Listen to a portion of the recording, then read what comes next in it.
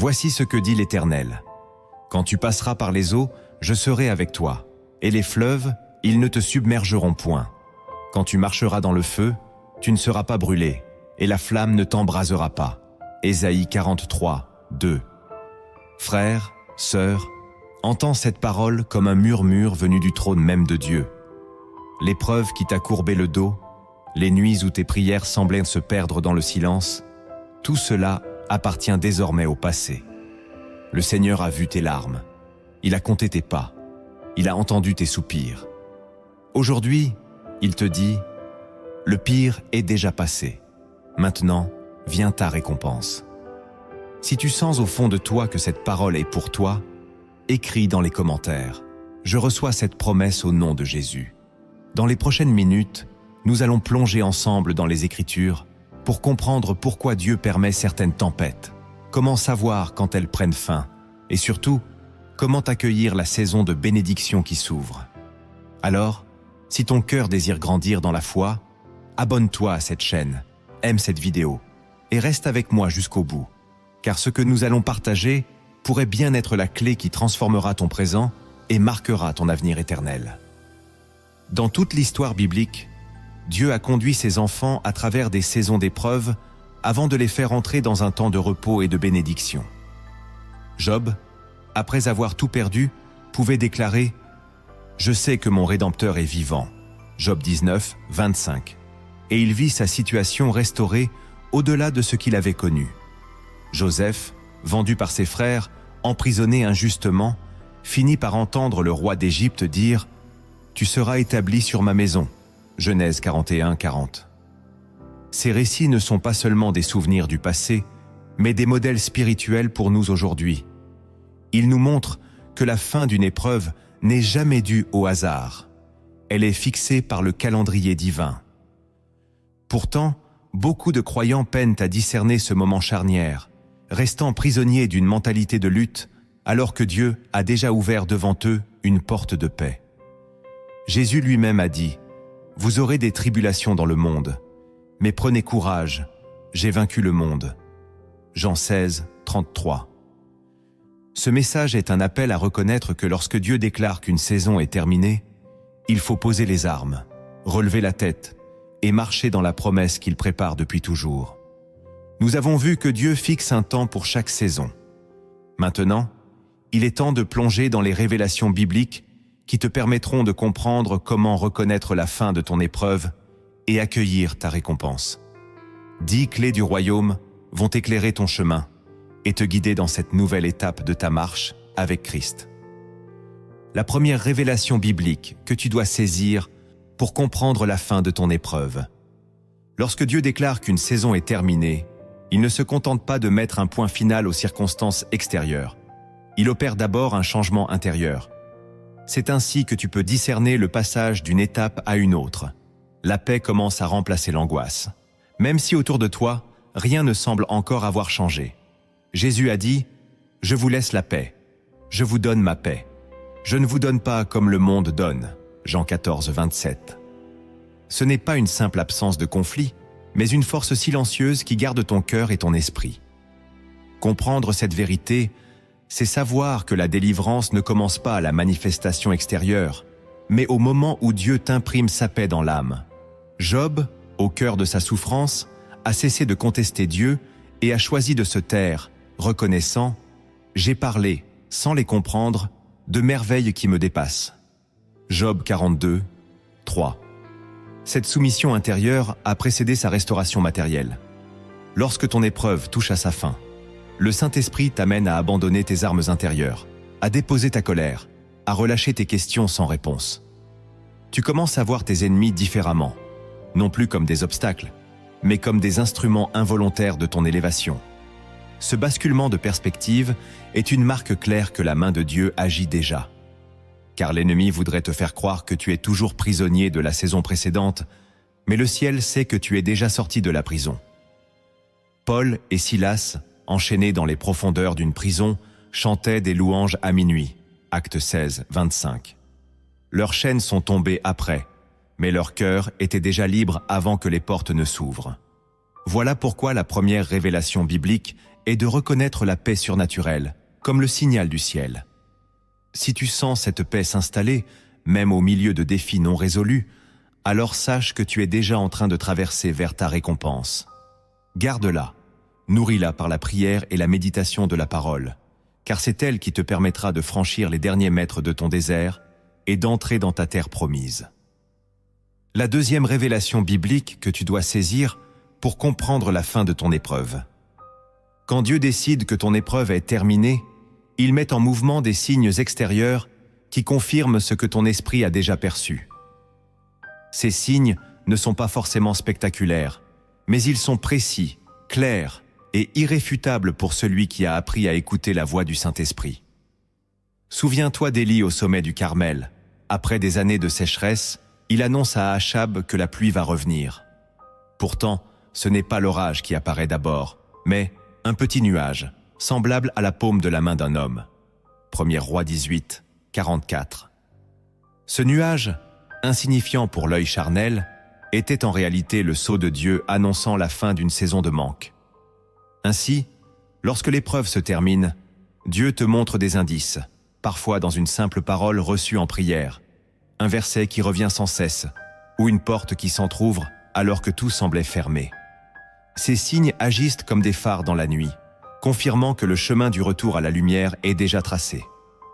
Joseph, au matin de sa libération, ne savait pas encore qu'il allait se retrouver devant Pharaon, mais l'appel soudain des gardes l'a fait sortir de sa prison. Genèse 41, 14. Ce fut l'acte visible qui scella la fin de sa détention.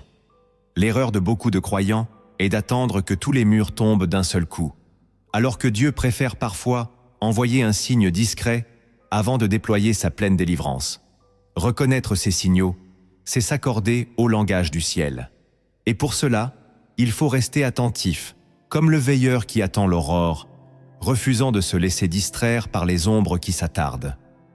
La deuxième révélation biblique, c'est donc de discerner les confirmations extérieures comme autant de preuves que Dieu a déjà signé la fin de ton épreuve dans l'invisible.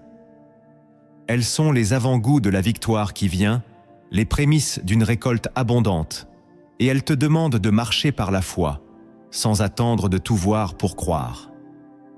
La troisième révélation biblique que tu dois saisir pour comprendre la fin de ton épreuve. Lorsque Dieu clôt une saison d'épreuve, il t'accorde une force renouvelée pour reprendre ce que la tempête avait affaibli. Cette force n'est pas seulement physique, mais avant tout spirituelle et émotionnelle. Ésaïe déclare « Mais ceux qui se confient en l'Éternel renouvellent leur force. Ils prennent leur vol comme les aigles. Ils courent et ne se lassent point. Ils marchent et ne se fatiguent point. » Ésaïe 40, 31. C'est ce souffle nouveau qui te permet de te relever, même si les traces du combat sont encore visibles. Après 40 jours de marche dans le désert, Élie, épuisé, voulait mourir. Mais un ange de l'Éternel vint lui donner du pain et de l'eau, en disant « Lève-toi, mange, car le chemin est trop long pour toi. » 1er Roi 19, 7. Ce repas surnaturel lui donna la force de poursuivre 40 jours encore, jusqu'à l'Horeb. Lorsque Dieu te restaure ainsi, tu ressens un élan que tu ne peux pas expliquer par tes propres ressources. C'est comme si un poids invisible tombait, te laissant respirer à nouveau. Là où tu peinais à prier, les mots reviennent avec ferveur. Là où tu doutais, une confiance profonde prend place. Ce renouveau est le signe que la saison de lassitude a pris fin et que tu entres dans un temps où l'énergie du ciel soutient chacun de tes pas. Beaucoup se trompent en pensant que cette force est le fruit d'un repos terrestre, mais elle vient du repos en Dieu, un repos intérieur qui te libère de la peur et de l'épuisement. La troisième révélation biblique, c'est donc de reconnaître que ce regain de force n'est pas anodin. Il est la marque que le Seigneur t'équipe pour la suite, car la récompense qu'il t'a préparée demandera un cœur prêt, des mains prêtes et un esprit affermi. Et si aujourd'hui, tu sens cette vigueur nouvelle monter en toi, sache que tu n'es plus dans la vallée de l'ombre, mais déjà sur le sentier de la victoire. La quatrième révélation biblique que tu dois saisir pour comprendre la fin de ton épreuve. Quand Dieu met un terme à ton épreuve, Il ouvre devant toi des portes que personne ne peut fermer. Ce n'est pas simplement une opportunité humaine, mais une intervention divine qui bouleverse l'ordre établi. Jésus dit « Voici, j'ai mis devant toi une porte ouverte que personne ne peut fermer. » Apocalypse 3, 8. Cette porte représente un passage vers une dimension de ta destinée que l'épreuve avait préparée en secret. Regarde Pierre, enfermé dans la prison sous haute garde. L'ange du Seigneur entra, fit tomber ses chaînes et le conduisit jusqu'à une porte de fer qui s'ouvrit d'elle-même. Acte 12, 10. Ce miracle ne fut pas seulement une libération physique, mais le signe que Dieu lui-même avait scellé sa mission pour la suite. Lorsque la saison de ton combat s'achève, tu verras s'ouvrir devant toi des occasions qui semblaient jusque-là inaccessibles. Une réconciliation inattendue, un chemin professionnel improbable, ou une mission spirituelle confirmée par des circonstances alignées. Le danger serait de douter et de reculer, pensant que cette ouverture n'est qu'un mirage. Mais quand Dieu ouvre, il appelle à avancer, même si tout en toi tremble encore des séquelles de la bataille. La 4e révélation biblique, c'est de discerner ces portes comme des invitations célestes à entrer dans ta récompense. Elles demandent foi et obéissance, car elles ne resteront pas ouvertes indéfiniment. Si tu hésites, l'ennemi cherchera à te retenir dans le seuil. Mais si tu franchis avec confiance, tu découvriras que derrière ces portes se trouve la confirmation tangible que le pire est derrière toi et que le temps de récolter est arrivé. La 5e révélation biblique que tu dois saisir pour comprendre la fin de ton épreuve. Lorsque Dieu met fin à ton épreuve, il rétablit ta dignité devant ceux qui t'avaient jugé, humilié ou méprisé. Ce rétablissement n'est pas une revanche charnelle, mais une manifestation de sa justice. Le psaume 23 déclare « Tu dresses devant moi une table, en face de mes adversaires. Tu oins d'huile ma tête, et ma coupe déborde. » Psaume 23, 5. Ce tableau biblique illustre la manière dont Dieu honore ceux qui sont restés fidèles dans la vallée. Joseph, que ses frères avaient rejeté, se retrouva un jour vêtu des habits royaux, gouvernant l'Égypte et offrant le salut même à ceux qui l'avaient trahi. Genèse 45, 4 à 8. Ce type de restauration dépasse l'imagination humaine. Dieu ne se contente pas de te sortir de la fosse. Il t'élève dans un lieu où ton témoignage devient une lumière pour d'autres. La 5e révélation biblique, c'est de comprendre que ta récompense inclut un honneur que nul ne pourra te retirer, car il vient directement du roi des rois. Et souvent, cet honneur arrive lorsque tu es prêt à bénir ceux qui t'ont blessé. Si tu as déjà expérimenté cette paix profonde qui te permet de bénir tes ennemis, écris dans les commentaires « Mon Dieu restaure ma dignité ». Car cette attitude est la preuve que tu es prêt pour la table que l'Éternel a dressée pour toi, au vu et au su de tous. La 6e révélation biblique que tu dois saisir pour comprendre la fin de ton épreuve. Quand Dieu décide que ton épreuve prend fin, il te donne une clarté nouvelle sur ton chemin. Cette clarté n'est pas seulement une compréhension intellectuelle, mais une lumière intérieure qui dissipe la confusion et oriente tes pas. Ta parole est une lampe à mes pieds et une lumière sur mon sentier. Psaume 119, 105. Dans les saisons de combat, il arrive que la direction semble floue, que chaque choix soit empreint d'incertitude. Mais lorsque la saison bascule vers la victoire, le Saint-Esprit illumine des étapes précises, comme si un voile se levait. Moïse, au bord de la mer Rouge, entendit Dieu lui dire « Parle aux enfants d'Israël et qu'ils marchent » Exode 14, 15. Ce simple ordre était la clé qui allait transformer la panique en miracle. Lorsque la fin de l'épreuve arrive, Dieu place devant toi des instructions précises et t'accorde la foi pour les exécuter. Cette guidance te permet d'éviter les détours inutiles et de saisir rapidement les opportunités qu'il a préparées. La 6e révélation biblique, c'est donc de reconnaître que cette lumière soudaine sur ta route est le signe que le Seigneur a déjà tracé ton itinéraire vers la bénédiction. Elle te pousse à marcher avec assurance, non plus dans la crainte, mais dans la certitude que celui qui t'appelle connaît chaque tournant à venir. La 7e révélation biblique que tu dois saisir pour comprendre la fin de ton épreuve. Lorsque Dieu ferme la page d'une épreuve, il renouvelle aussi tes relations. Certaines personnes disparaissent, non par hasard, mais parce que leur rôle dans ton histoire est achevé. D'autres entrent dans ta vie, envoyés par Dieu pour t'accompagner dans la nouvelle saison. Dans le livre de Ruth, Naomi et Ruth quittent Moab après une période de deuil et de famine. À Bethléem, Dieu place sur leur chemin Boaz, un homme qui deviendra l'instrument de leur restauration et de leur bénédiction. Ruth, chapitre 2. Ainsi, la fin d'une épreuve s'accompagne souvent d'un réalignement divin dans tes connexions humaines. Le danger est de s'accrocher à des liens que Dieu veut clore, ou de repousser ceux qu'il envoie pour ton avancement. Les nouvelles relations dans cette étape ne sont pas uniquement pour ton confort émotionnel, mais pour le déploiement de ta mission. Elles portent en elles des clés, des conseils, des ressources ou des prières qui ouvrent des portes que tu ne pourrais franchir seul. La 7e révélation biblique, c'est donc de discerner les liens qui se dissolvent sans amertume et d'accueillir avec gratitude ce que Dieu place sur ton chemin. Car chaque personne envoyée par le ciel à cette étape est une confirmation que tu entres dans la pleine manifestation de ta récompense. La 8e révélation biblique que tu dois saisir pour comprendre la fin de ton épreuve. Quand Dieu clôture une épreuve, il imprime dans ton cœur une gratitude nouvelle qui transforme ta manière de vivre.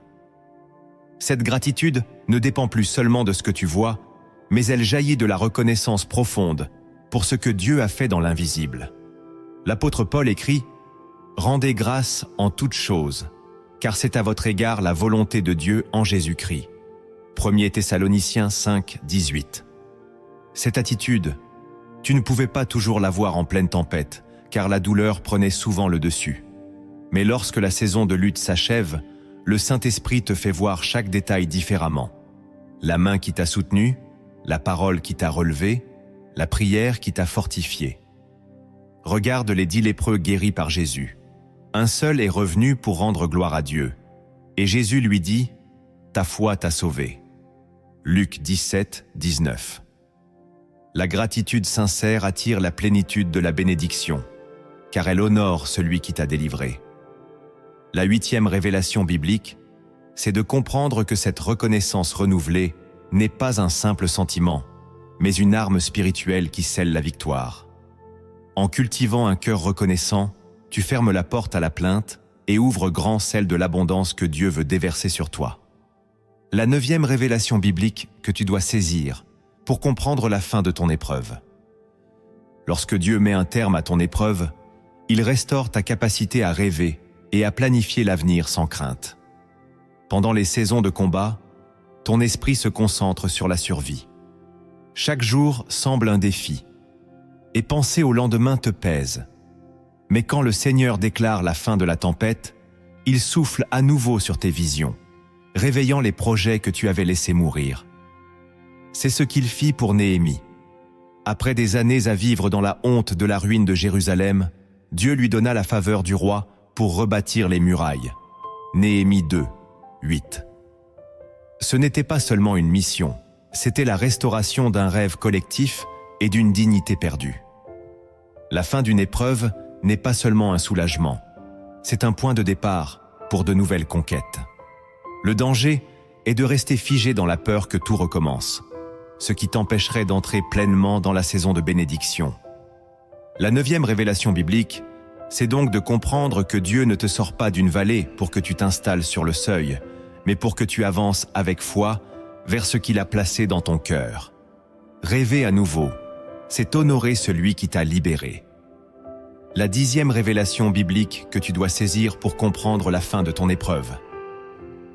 Quand Dieu clôt une saison d'épreuve, il marque ton cœur d'un témoignage indélébile destiné à fortifier les autres. Ce témoignage devient une arme spirituelle, car il porte la preuve vivante que la fidélité de Dieu dépasse les limites humaines. Ils l'ont vaincu à cause du sang de l'agneau et à cause de la parole de leur témoignage. Apocalypse 12, 11. Ce n'est pas une histoire que l'on raconte pour impressionner, mais une mémoire sacrée qui rappelle que l'obscurité n'a pas eu le dernier mot. Regarde l'aveugle né guéri par Jésus. Face aux pharisiens incrédules, il déclara simplement « J'étais aveugle, maintenant je vois ». Jean 9, 25. Ces mots, courts mais puissants, résumaient la gloire de Dieu mieux qu'aucun discours théologique. À la fin d'une épreuve, Dieu te confie cette clé. Ton vécu devient une semence pour d'autres captifs, leur prouvant que la délivrance est possible. Le danger est de garder pour toi ce que Dieu veut utiliser pour libérer. La 10e révélation biblique, c'est donc d'oser partager sans crainte, même si les cicatrices sont encore visibles, car elles sont la preuve que tu as survécu. Et chaque fois que tu racontes ce que le Seigneur a fait, tu proclames à nouveau « Le pire est derrière moi, et sa récompense est devant moi ». Nous avons exploré les révélations bibliques qui annoncent la fin d'une épreuve. Il est maintenant temps d'aller plus loin et de découvrir 10 vérités cachées dans les Écritures, des réalités souvent ignorées, mais capables de transformer ta perspective. Ces vérités vont t'armer spirituellement pour accueillir pleinement la saison de récompense que Dieu a préparée pour toi. La première vérité cachée que tu dois connaître pour accueillir la fin de ton épreuve. Lorsque Dieu déclare qu'une saison de souffrance est terminée, il ne se contente pas de t'emmener hors du lieu de douleur, il change aussi l'autorité spirituelle que tu portes. Cette transformation est invisible aux yeux du monde, mais redoutée par le royaume des ténèbres. Dans Luc 10, 19, Jésus dit « Voici, je vous ai donné le pouvoir de marcher sur les serpents et les scorpions, et sur toute la puissance de l'ennemi, et rien ne pourra vous nuire. » Ce verset ne parle pas seulement de protection, mais d'un transfert d'autorité accordé à ceux qui ont persévéré dans l'épreuve. Regarde Joseph. Lorsqu'il sort de prison, il n'est pas simplement libéré. Il est élevé au rang de gouverneur d'Égypte. Genèse 41, 41. Ce changement de statut est un saut spirituel. Tu ne combats plus avec la même fragilité qu'avant, car l'épreuve a affermi ton caractère et aiguisé ton discernement. Le diable craint un croyant qui a souffert, mais qui n'a pas renié sa foi, car cette endurance produit une onction qui repousse les attaques futures. La première vérité cachée, c'est que ta délivrance ne se limite pas à un soulagement. Elle inaugure une ère où tu portes une autorité spirituelle accrue. Ce n'est pas un titre humain, mais une réalité céleste qui influence ton entourage et change l'atmosphère là où tu poses le pied. La deuxième vérité, cachée que tu dois connaître pour accueillir la fin de ton épreuve. Quand Dieu met fin à une saison de souffrance, il restaure non seulement ce que tu as perdu, mais il y ajoute une mesure surabondante. Ce principe est visible tout au long des Écritures. Job, après avoir tout vu disparaître, reçut le double de tout ce qu'il avait possédé. Job 42, 10. Cette surabondance n'est pas un luxe terrestre, mais un signe de la générosité divine et de sa justice. Jésus lui-même a affirmé « Donnez, et il vous sera donné. On versera dans votre sein une bonne mesure, serrée, secouée et qui déborde. » Luc 6, 38. Lorsque l'épreuve prend fin, Dieu ne se contente pas de te ramener à ton point de départ. Il te conduit dans un lieu d'abondance pour que sa gloire soit visible. C'est aussi un acte prophétique. Ce surplus est destiné à te rendre capable de bénir d'autres vies, non à satisfaire seulement tes besoins personnels. La deuxième vérité cachée, c'est que la sortie de l'épreuve est souvent marquée par un déversement qui dépasse ta prière initiale. Le danger est de penser que cette bénédiction n'est qu'une simple compensation, alors qu'en réalité, elle est un investissement divin pour ta mission future. Celui qui reçoit en abondance doit aussi devenir un canal d'abondance. La troisième vérité cachée que tu dois connaître pour accueillir la fin de ton épreuve. Quand Dieu déclare la fin d'une épreuve, il change ton langage spirituel. Les paroles que tu prononces cessent d'être marquées par la plainte ou la peur et deviennent des déclarations de foi et de victoire. Proverbe 18, 21 nous rappelle « La mort et la vie sont au pouvoir de la langue. Quiconque l'aime en mangera les fruits. » Ce changement est l'un des signes les plus puissants de la transition. car il manifeste que ton cœur n'est plus esclave des émotions de la saison passée. Regarde Anne, la mère de Samuel. Elle pleurait amèrement au temple, incapable de prononcer des mots sans douleur. 1 Samuel 1, 10. Mais après avoir reçu l'assurance de l'exaucement, son visage ne fut plus le même, et sa prière changea en louange. Ainsi, à la fin d'une épreuve, Dieu transforme ton langage en un outil prophétique. Tes paroles commencent à ouvrir des portes, à libérer des bénédictions et à proclamer des promesses avant même qu'elles ne se matérialisent. La troisième vérité cachée, c'est que ta langue devient l'instrument par lequel tu scelles ta victoire et empêche l'ennemi de te replonger dans la défaite. Celui qui apprend à parler comme un vainqueur marche déjà dans sa récompense. La quatrième vérité cachée que tu dois connaître pour accueillir la fin de ton épreuve. Lorsque Dieu met un terme à une saison difficile, il t'accorde une vision élargie qui dépasse tes besoins personnels. Dans l'épreuve, ton regard est souvent concentré sur ta survie. Mais à sa sortie, le Seigneur t'élève pour voir plus loin et comprendre comment ta délivrance peut bénir d'autres vies. C'est ce qui arriva à Pierre après sa restauration. Jésus lui dit « Paie mes brebis ». Jean 21, 17. Ce mandat ne se limitait pas à son propre relèvement. Il ouvrait une mission pour nourrir et fortifier l'Église entière. De même, à la fin d'une épreuve, Dieu te révèle que ce que tu as traversé n'était pas uniquement pour toi, mais pour préparer ton cœur à devenir un canal de réconfort, d'encouragement et de direction pour d'autres. Cette vision élargie agit comme un antidote contre l'égoïsme et t'empêche de refermer la bénédiction sur toi seul. La quatrième vérité cachée, c'est que Dieu te fait passer d'une perspective limitée à une perspective royale. Tu commences à voir ton rôle dans son plan global. Et cette conscience nouvelle transforme ta victoire personnelle en un témoignage porteur de vie pour une multitude. La cinquième vérité cachée que tu dois connaître pour accueillir la fin de ton épreuve. Lorsque Dieu clôt une épreuve, il réorganise ton environnement pour qu'il serve ta destinée et non ton passé.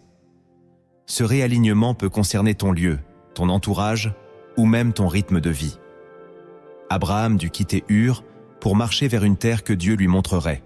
Genèse 12, 1. Ce déplacement n'était pas seulement géographique, mais spirituel.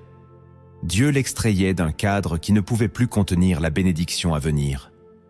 À la fin de ton combat, le Seigneur peut t'amener à changer d'espace, de mentalité ou de cercle d'influence, afin que la récompense ne soit pas étouffée par les anciennes limitations.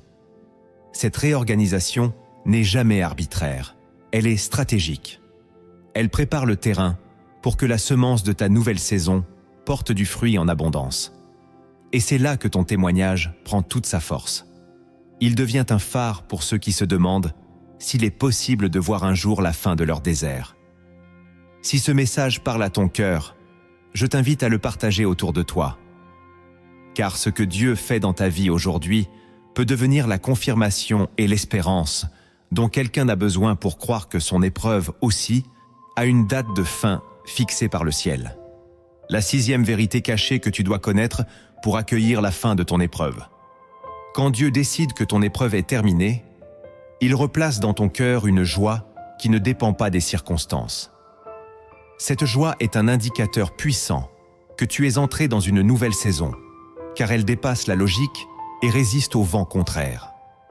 Néhémie déclara au peuple « La joie de l'Éternel sera votre force ».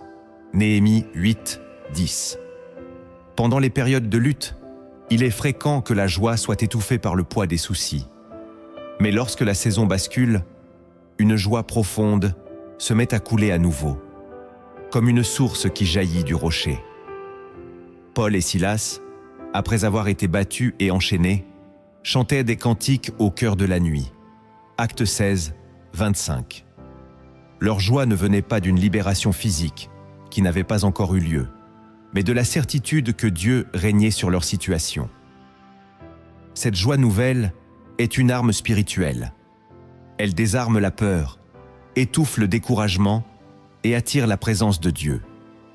La sixième vérité cachée, c'est que si tu ressens cette joie surnaturelle se rallumer en toi, Même si tout n'est pas encore parfaitement en ordre, c'est le signe que ton esprit a déjà franchi la ligne de victoire et que ton épreuve appartient désormais au passé.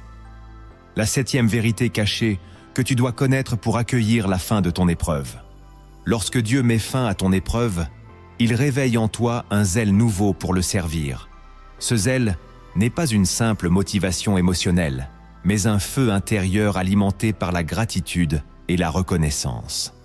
L'apôtre Paul exhortait « Soyez fervents d'esprit, servez le Seigneur » Romains 12, 11.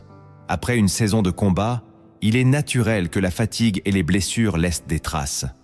Mais lorsque Dieu proclame la fin, son esprit souffle de nouveau sur ta mission, et là où tu avais ralenti, tu retrouves une passion intense pour prier, témoigner, aider et bâtir. Regarde Pierre après sa restauration. Lui qui avait renié Jésus se leva à la Pentecôte pour annoncer l'Évangile avec une audace qui toucha des milliers de cœurs. Actes 2, 14 à 41. Ce feu ne vient pas de toi, mais du ciel, et il est destiné à impacter des vies autour de toi. La 7e vérité cachée, c'est que le rétablissement complet ne se mesure pas seulement à ta paix intérieure, mais aussi à la vigueur avec laquelle tu reprends ton service pour Dieu. Ce zèle renouvelé est une preuve vivante que ton histoire n'est pas finie et que la saison qui s'ouvre sera marquée par une fécondité spirituelle plus grande que la précédente. La 8e vérité cachée que tu dois connaître pour accueillir la fin de ton épreuve. Lorsque Dieu met fin à une saison difficile, il place dans ton cœur une compassion nouvelle envers ceux qui traversent encore la vallée. Cette compassion n'est pas de la pitié, mais une compréhension profonde née de l'expérience. Paul écrit « Béni soit Dieu, le Père des miséricordes, et le Dieu de toute consolation, qui nous console dans toutes nos afflictions, afin que nous puissions consoler ceux qui se trouvent dans quelque affliction. » 2 Corinthiens 1, 3 à 4. Après l'épreuve, tu deviens plus attentif aux blessures des autres, plus patient avec leurs faiblesses, car tu sais ce que signifie être au bord du découragement. Cette compassion est un trésor que Dieu utilise pour prolonger l'impact de ta victoire au-delà de ta propre vie. Regarde Moïse. Ayant fui l'Égypte et connu l'errance, il était préparé pour conduire un peuple en détresse. La 8e vérité cachée, c'est que ta délivrance te transforme en canal de réconfort. Elle t'équipe pour devenir un signe vivant que Dieu est fidèle, et que si tu es sorti de la nuit, d'autres aussi peuvent voir l'aube. Cette compassion devient alors un ministère silencieux mais puissant, qui parle plus fort que des mots. La 9e vérité cachée que tu dois connaître pour accueillir la fin de ton épreuve. Quand Dieu annonce la fin d'une épreuve, il te donne la capacité de voir rétrospectivement le but de chaque douleur. Ce discernement transforme ton passé en une école et non en une prison. Joseph pouvait dire à ses frères « Vous aviez médité de me faire du mal. Dieu l'a changé en bien pour accomplir ce qui arrive aujourd'hui. » Genèse 50, 20. Dans la tempête, il est difficile de comprendre pourquoi certaines pertes ou trahisons surviennent, mais une fois la saison close, le Saint-Esprit éclaire les étapes cachées qui ont forgé ton caractère, affermi ta foi et préparé ta mission.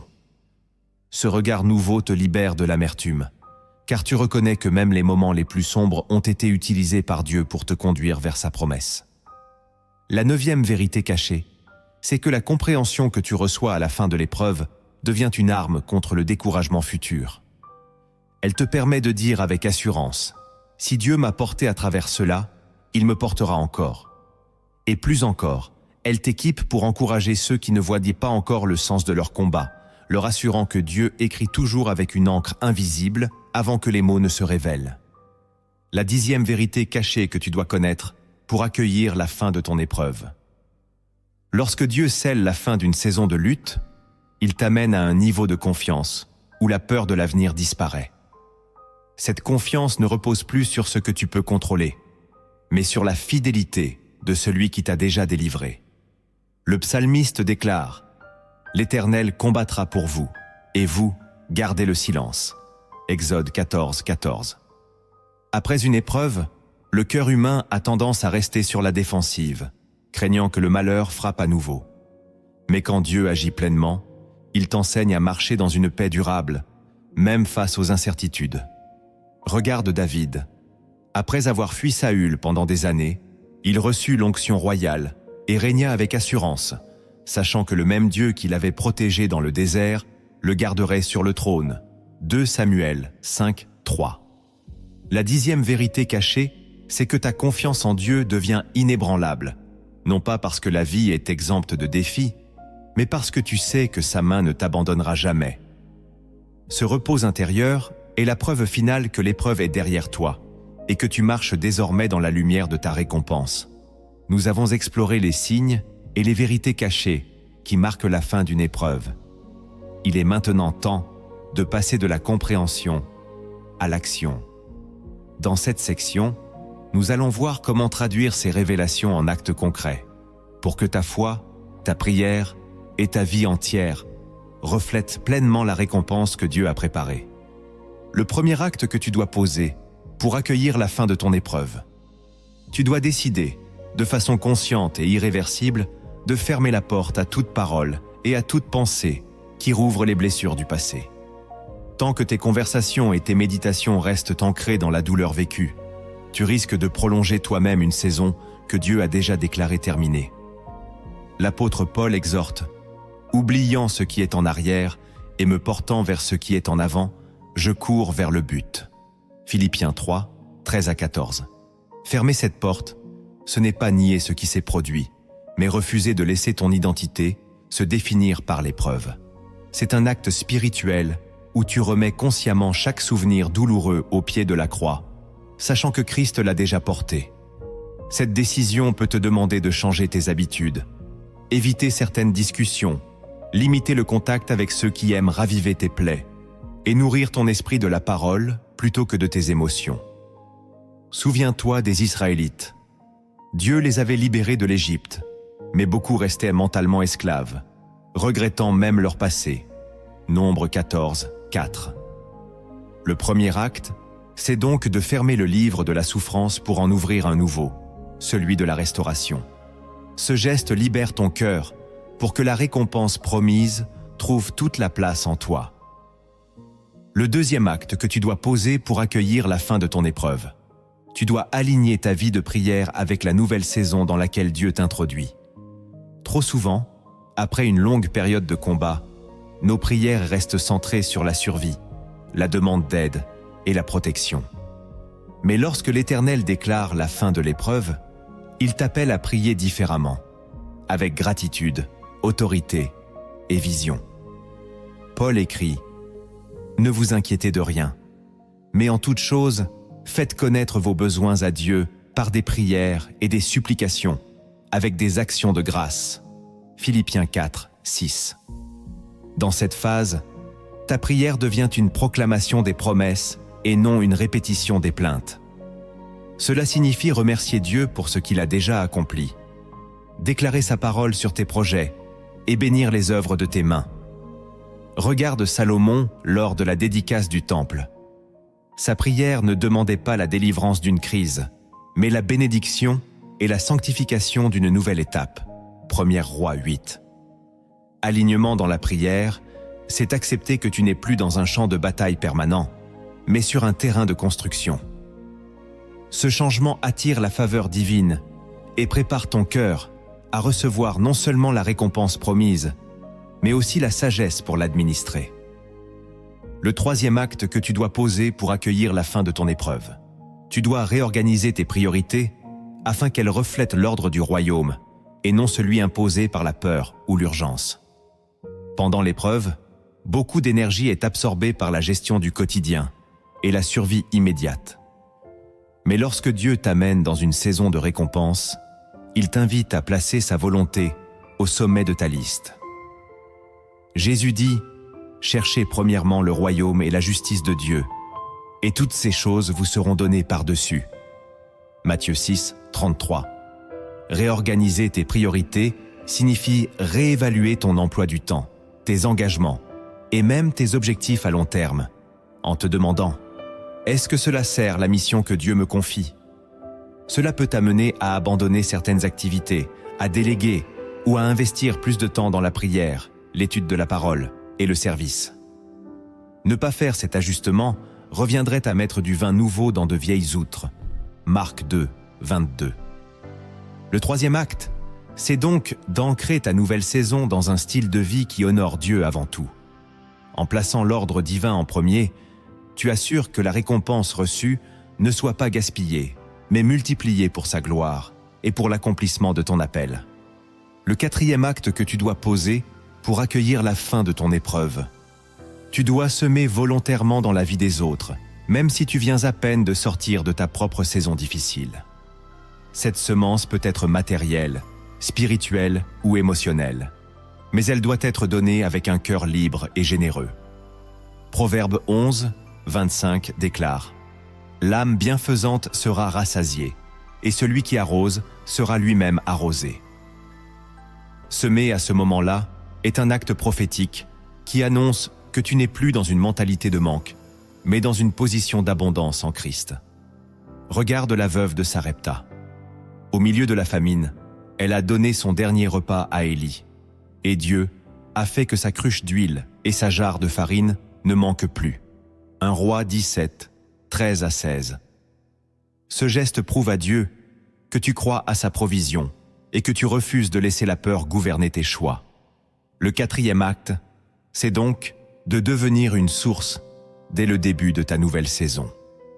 Car lorsque tu donnes à partir de ton relèvement, tu déclenches une dynamique spirituelle où Dieu se plaît à te confier encore plus, sachant que tu es un canal fidèle pour répandre sa bénédiction autour de toi. Le cinquième acte que tu dois poser pour accueillir la fin de ton épreuve. Tu dois proclamer publiquement la fidélité de Dieu, non pas comme un simple témoignage personnel, mais comme une déclaration prophétique destinée à fortifier la foi d'autrui. Témoigner, c'est libérer dans l'atmosphère une parole qui attire la même grâce sur d'autres vies. Psaume 107, 2, « Que les rachetés de l'Éternel le disent, ceux qu'il a délivrés de la main de l'ennemi. » Dans la vallée, tu as prié en silence, mais à la sortie, ta bouche devient un instrument de louange et de victoire. Regarde l'homme délivré de la Légion. Jésus lui dit de retourner chez lui et de raconter tout ce que le Seigneur t'a fait. Luc 8, 39. Ce témoignage, partagé au moment où la saison change, devient un catalyseur de foi pour ton entourage. Il te permet aussi de sceller dans le monde spirituel que tu ne reviendras plus à l'état antérieur. Si tu sais que Dieu t'a porté dans des moments où tout semblait perdu, écris dans les commentaires « Ma victoire est un témoignage vivant », car proclamer, c'est rendre gloire à Dieu, mais aussi prouver à l'ennemi que tu n'as plus peur de ton passé et que tu marches désormais dans la lumière de ta récompense. Le sixième acte que tu dois poser pour accueillir la fin de ton épreuve. Tu dois protéger ton cœur contre le retour subtil des vieilles habitudes qui t'avaient affaibli dans la saison précédente. Une nouvelle étape nécessite une vigilance accrue, car l'ennemi tente souvent de réintroduire, sous une forme différente, les mêmes pièges qui avaient ralenti ta marche. Jésus avertit « Veillez et priez, afin que vous ne tombiez pas dans la tentation. » Matthieu 26, 41. Après la délivrance, il est facile de relâcher la tension, pensant que la victoire est acquise une fois pour toutes. Mais la sagesse biblique nous montre que conserver une bénédiction demande autant, voire plus, de discipline que pour l'obtenir. Israël, après avoir franchi le Jourdain, devait encore protéger et cultiver la terre promise pour ne pas la perdre. Ce sixième acte implique donc de poser des limites saines, de maintenir une vie de prière constante et de rester ancré dans la parole, même lorsque tout va bien. La vigilance n'est pas un signe de peur, mais une preuve de maturité spirituelle. Elle garantit que la récompense que Dieu t'a confiée ne soit pas dilapidée et que tu marches dans une stabilité durable, loin des cycles d'échecs qui appartiennent désormais à ton passé. Le septième acte que tu dois poser pour accueillir la fin de ton épreuve. Tu dois apprendre à marcher chaque jour dans la voie du Saint-Esprit, même lorsque tout semble déjà acquis. La vraie récompense ne réside pas seulement dans ce que Dieu te donne, mais dans la relation intime qui se renforce avec lui après la délivrance. « Mes brebis entendent ma voix, je les connais, et elles me suivent. » Jean 10, 27. Ce suivi quotidien préserve ton cœur de l'orgueil, du relâchement et de l'oubli. C'est ce que beaucoup négligent. La bénédiction peut devenir un piège si elle te détourne de celui qui te l'a donné. Pour illustrer ce dernier acte, laisse-moi te raconter une parabole inspirée des cieux qui renferme un enseignement profond pour ta marche avec Jésus. Le jardinier et le roi. Il était une fois un jardinier fidèle qui servait un grand roi. Pendant des années, il avait travaillé dans les champs les plus durs du royaume, exposé au soleil brûlant, aux tempêtes violentes et au sol pauvre. Ses mains étaient calleuses, son dos voûté, mais son cœur restait loyal. Chaque jour, malgré la fatigue, il semait, arrosait et entretenait des plantes qui ne semblaient jamais donner de fruits. Un jour, le roi vint à lui et dit « Tes jours de labeur dans ce champ aride sont terminés. Suis-moi. » Le jardinier, surpris, obéit. Le roi le conduisit au cœur de ses jardins privés, là où la terre était noire et riche, les fleurs éclatantes et les arbres chargés de fruits. « Désormais, tu travailleras ici, dans mon verger royal, et tout ce que tu cultiveras sera pour toi et pour ceux que tu choisiras de nourrir. » Au début, le jardinier savourait chaque instant. Les outils étaient neufs, l'eau claire coulait en abondance, et les fruits poussaient rapidement. Mais, au fil du temps, il commença à penser qu'il connaissait déjà chaque recoin du jardin. Il cessa d'écouter les instructions quotidiennes que le roi lui envoyait par ses messagers. Il planta où il voulait, tailla quand bon lui semblait, et négligea certaines parties du verger. Les premiers signes furent subtils, quelques branches sèches, un sol qui perdait de sa fertilité. Mais, absorbé par l'abondance autour de lui, le jardinier ne vit pas que la beauté du jardin s'altérait. Un matin, le roi vint le voir et l'amena devant un arbre desséché. « Ce n'est pas le sol qui a manqué, ni l'eau, mais ton écoute. Je t'ai donné chaque jour des instructions pour que ce jardin reste prospère. Tu as cru que ton expérience suffisait et tu as oublié que c'est ma voix qui garde ce lieu vivant. » Le jardinier tomba à genoux, le cœur brisé. « Seigneur, pardonne-moi. Je croyais pouvoir préserver ce que tu m'avais donné par mes propres forces. » Le roi posa la main sur son épaule. « Je t'ai amené ici non seulement pour te récompenser, mais pour que tu apprennes à dépendre de moi chaque jour. Car la source de ton abondance n'est pas dans le jardin, mais dans ma parole. » Dès ce jour, le jardinier écouta attentivement chaque directive du roi, et le verger retrouva toute sa gloire. Cette parabole nous rappelle que la récompense de Dieu n'est pas un acquis figé, mais un espace à cultiver en suivant sa voie, jour après jour. Le 7e acte de transformation spirituelle, c'est de rester dépendant du Saint-Esprit, même dans l'abondance, car c'est lui qui garde et multiplie ce que Dieu a placé entre tes mains. Nous avons parcouru ensemble les signes, les vérités cachées et les actes de transformation spirituelle qui marquent la fin d'une épreuve. Nous avons vu que lorsque Dieu met un terme à une saison de combat, il ne se contente pas de fermer une porte, mais il en ouvre une autre vers un territoire nouveau où sa présence, sa paix et sa provision abondent. Ces étapes ne sont pas seulement des concepts spirituels, elles sont des clés concrètes pour marcher dans la récompense qu'il a préparée. N'oublie jamais que la fin d'une épreuve n'est pas un simple soulagement, mais une invitation à entrer dans une vie plus profonde avec Christ, où chaque bénédiction devient un témoignage de sa fidélité. Ce chemin, tu ne le parcours pas seul. Celui qui t'a délivré marchera avec toi jusqu'à ton dernier souffle.